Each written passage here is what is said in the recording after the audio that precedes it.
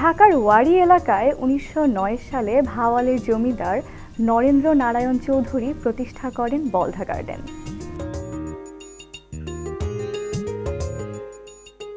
তিনি বিশ্বের বিভিন্ন দেশ থেকে বিরল গাছপালা এনে গড়ে তোলেন এই অনন্য বাগানটি।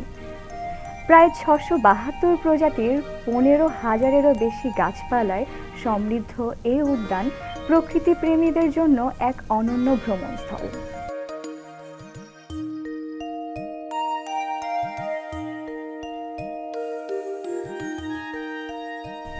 বলধা গার্ডেনের দুটি অংশ, সিবিলি ও সাইকি।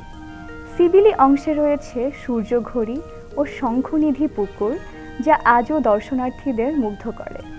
আর সাইকি অংশে ফুটে থাকে নানা রঙের পদ্ম, লিলি, অর্কিড ও বিরল আমাজন লিলি, যার বিশাল পাতায় নাকি একটি শিশুও ভেসে থাকতে পারে।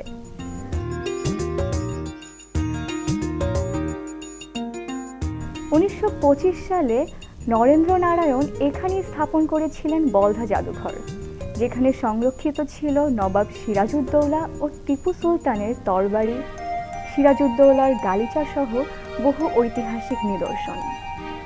পরবর্তীতে এসব সংগ্রহ স্থানান্তরিত হয় বাংলাদেশ জাতীয় জাদুঘরে। বর্তমানে বলধা গার্ডেনটি সরকারের বন বিভাগের অধীনে পরিচালিত হচ্ছে।